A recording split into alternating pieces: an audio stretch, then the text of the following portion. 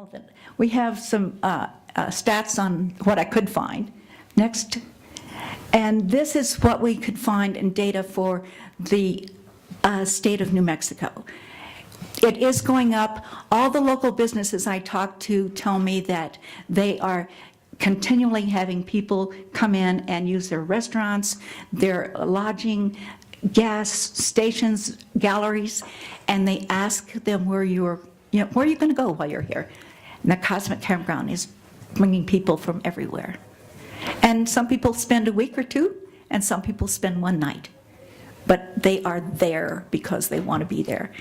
And another thing, we attract a crowd that leaves it spotless in the morning. It's a wonderful thing. Thank you so much.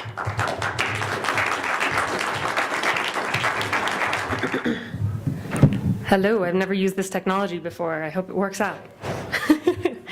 Hi, my name is Lauren Wood, and I am the trip director at Holiday River Expeditions, which is a whitewater rafting company here on the Colorado Plateau. We're based in Salt Lake, but we run the Colorado, the Green, the Yampa, and the San Juan rivers, all in the upper drainage of the Colorado River system. So some of you might know those rivers operate in some of the darkest places in the continental United States.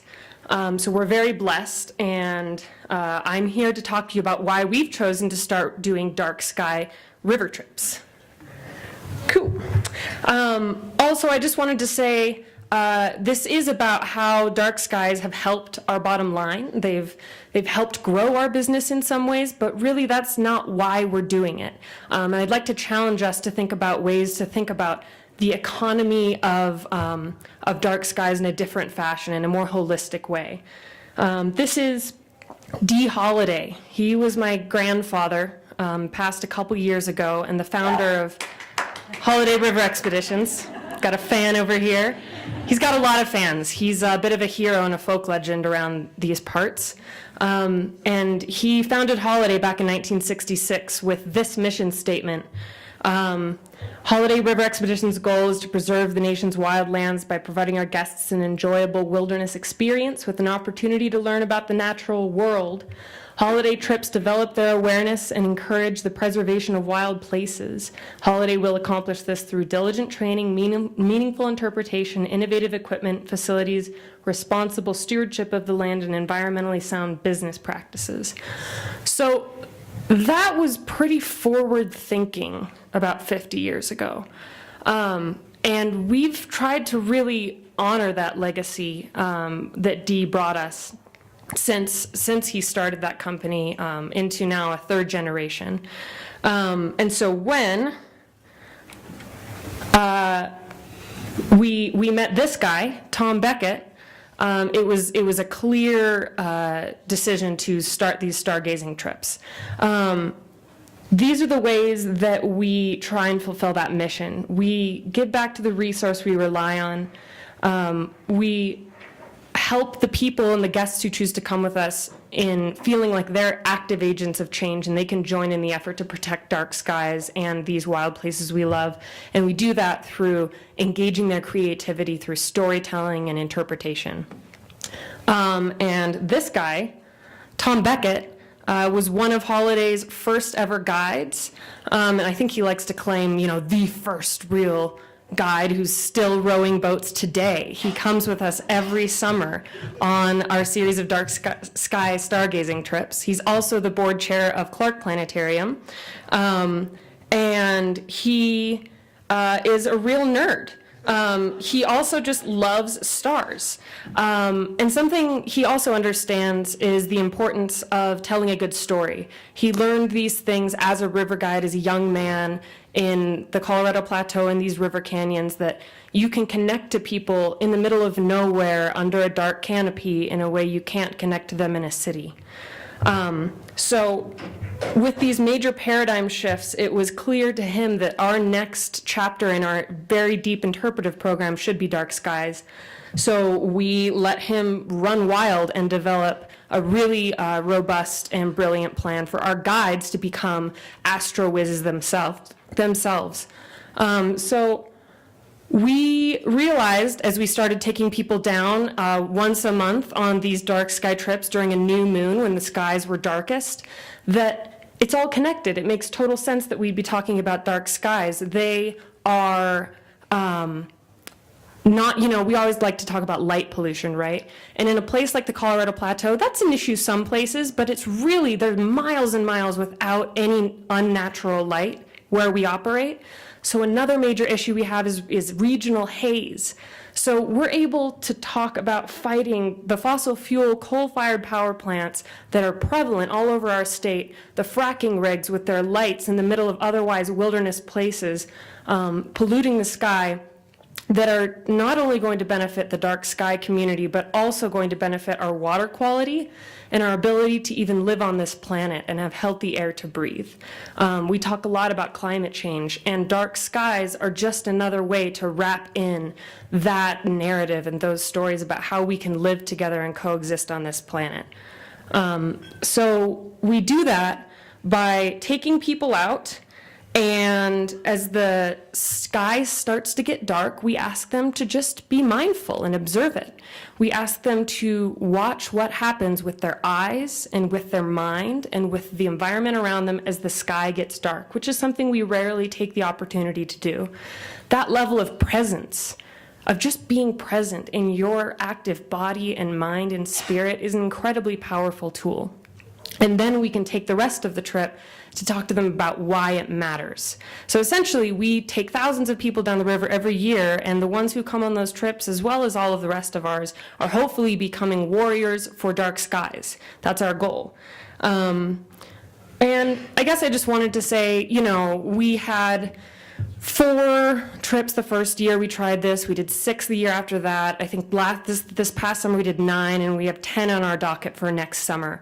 We've really increased the amount of dark sky trips we're running because people want to experience this. It's a really cool added quality benefit to our trips. But we're not doing it because we're making more money. We're doing it, I wanted to end on a story. My father, that guy right there who took over Holiday in the 90s and kind of grew it from a mom and pop operation into the business it is today.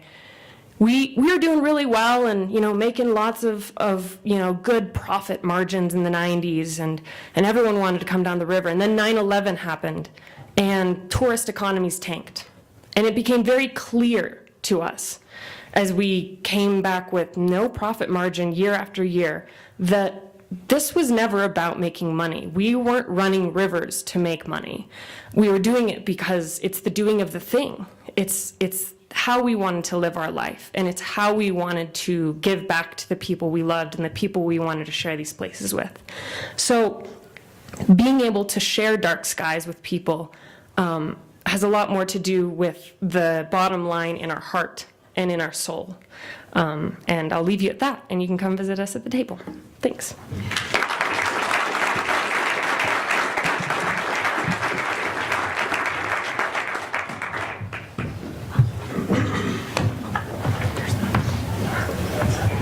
I'm here representing the Royal Astronomical Society of Canada, and the Society sends its congratulations to the IDA on their 30th anniversary. You may be already following me on Twitter. That's RASC_LPA, which is Light Pollution Abatement, so RASC LPA for short. What we're going to talk to you at the poster today is about this new idea that we're trying to leverage some of our dark sky spaces in Canada and connect with some other organizations who are conservation minded as well. So warblers and other small birds migrate at night due to cooler temperatures, denser air, less turbulence, avoid some of the main predators, and there's the possibility of star navigation as well. Particularly the study involved a small finch type bird, an indigo bunting, but they're related to grosbeaks and cardinals, and they actually in the nest learn the circumpolar sky. These birds nest in the northern boreal forests, and if on clear nights they learn the patterns. They probably don't have the same star lore as we do, just guessing. But you've already heard yesterday about SLAC, about the collisions of birds with buildings in Salt Lake City. The Fatal Light Awareness Program in Toronto has been highlighting this issue for many, many years, and just this past week they won a prestigious award for their work on conservation of birds. My idea is that if you're a bird in a boreal forest, you fly towards the light parts between the dark branches, and that's why buildings with light in the windows are such an issue. We really don't know why birds do this at night. Phototaxis is the study of this problem, but we just don't understand the mechanics of it yet. This is an older image of my part of the world. I'm from Calgary, but you can imagine the sky glow associated with this. Birds have to navigate through that sky glow. To the west of Calgary, we've got the west coast, and in between is a north-south slug-like object.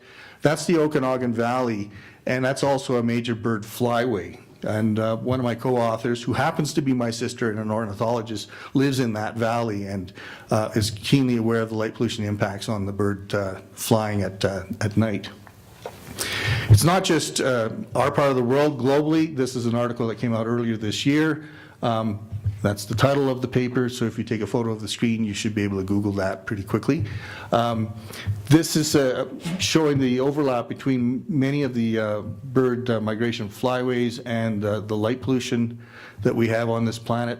The darker gray bands are the long distance flyers, the lighter bands are the shorter distance flyers. Moving on, we've been doing dark sky spaces for a long time in Canada, since '99. And we have a variety of properties that we recognize now. In parallel now, the other organizations who are looking at conservation are looking at laterally linking some of these spaces that they've been looking at. Some of you in the western part of the continent here might know of the Y2Y campaign, the Yellowstone to Yukon, to try to build large-scale connectivity for environments for animal migration. And so I realized that some of what we do in the dark sky community is very similar.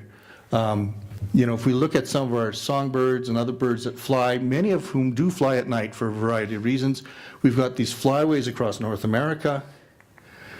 If we look at, and this is from National Geographic earlier this year, we look at where the bright lights are and the flyways, and I'm just going to kind of blend the two images here and highlight the RASC's dark sky preserves, urban star parks, and our newest category, the nocturnal preserve, where we're actually encouraging parks to protect the night sky, talk about the night sky, educate the public. There's no astronomy mandated with that, so that the parks can stay closed at night, which has been an issue we've had when we've approached a number of parks, that they don't normally recognize the benefit of having visitors at night. So we see this as kind of like the natural next step in the dark sky awareness. We partner with other conservation groups. The birding community is much larger than the astronomical community, and if we can get another army of volunteers on side, I think it's a benefit to us all. The web page isn't much at this moment. I would point you more towards the Facebook page there, the SONGWAYS Birds. We've got a number of really good articles up there, and I guess stay tuned. Thanks.